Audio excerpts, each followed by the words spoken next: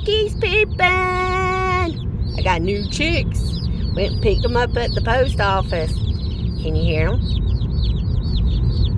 Oh yes, this is Beth from Heavenly Harvest Homestead. How are you doing this morning? We are basking in God's blessing. God is good all the time. Yes, He is. Last night, if you follow me on the blog at all, on Heavenly Harvest Homestead or Instagram, you will see that the picture of the plate showed the chicken that we grew, the butternut squash that we grew, and the green beans that we processed. All of it was grown and processed from our homestead, and I feel so blessed to be sustainable. Yes, to be self-sufficient, and our land sustaining us. So we got 25 more chickens. We are going to take them home here. We're almost there. And we are going to get them set up in their brooders, or the brooder. And we're going to put the lights on them. We're going to give them something to eat. And we're going to give them something to drink. And we're going to make them feel comfy. And so they can start growing. So 58 days later, they can become fried chicken. So stick with us, and we'll be back in just a minute to show you what the setup looks like. So let's roll. Okay, so we got our new chicks in today, our new additions to the homestead. We ordered 25 from Hoover's Hatchery, and we're gonna put them in the cage. I'm gonna show you how to do this in case you haven't never done new chicks. So basically, the main thing is you gotta introduce them to their waterer, because they will not drink if they don't know where the water is. They're kind of weird that way, but that's what baby birds have to do, is they have to be introduced. So, let me get the first one, dip their beak in the water, and then just set them aside, and they'll find the food, because they know how to eat, but for some reason they don't know where the water is, how to do the water.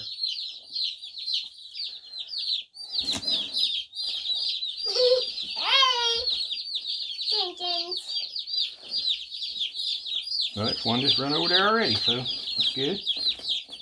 I told you they were thirsty.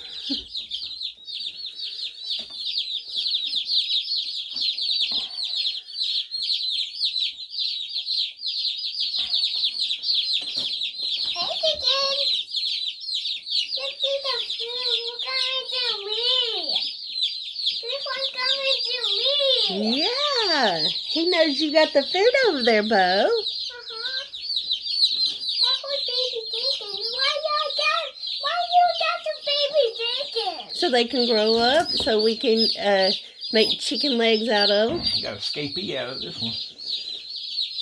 You know the chicken that Grammy fixes for you to eat here.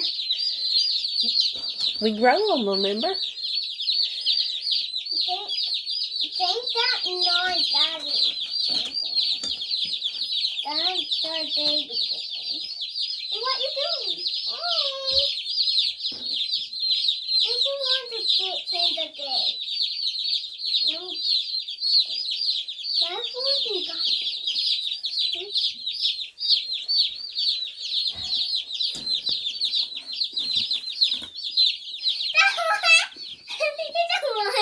Yeah, they just run. And they'll find the warmth up underneath the heating pad here in a minute. The first time that we tried this, we usually use the light. But now we're using the little pad.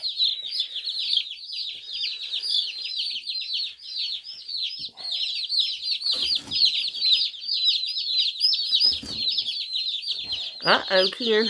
What? Oh, crud. You're going to have to put a piece of plywood.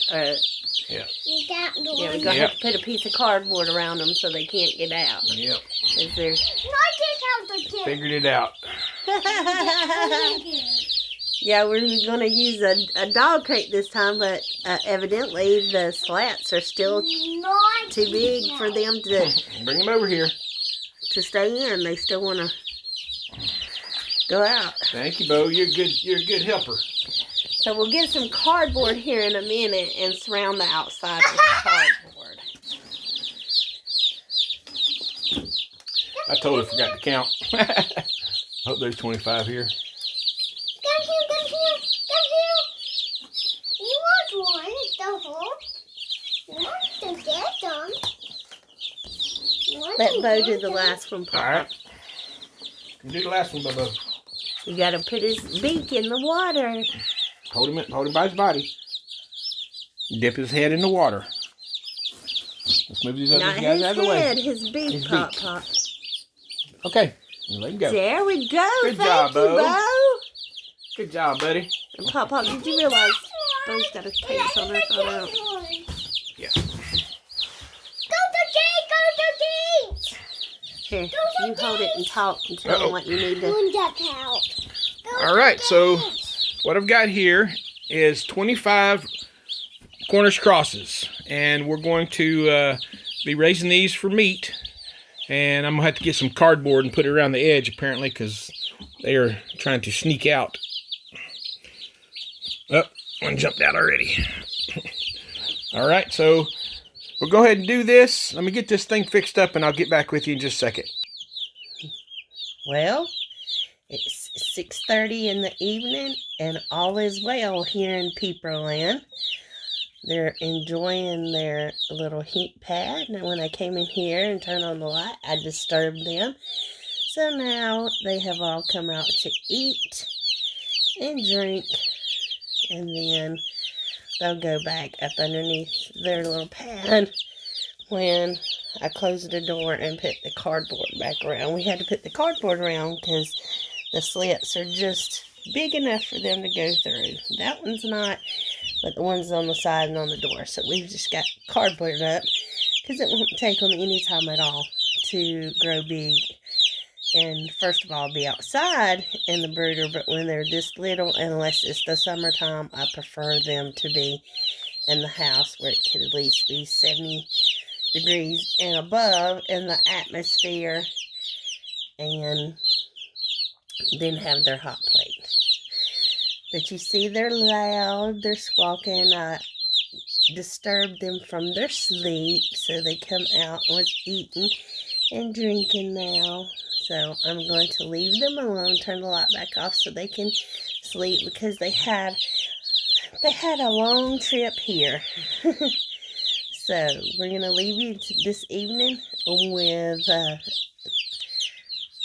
highs and byes for today, and just know that we love what we do. We enjoy watching our meat grow and be processed, our garden grow and be processed, and so we can partake in that bounty as we did last night.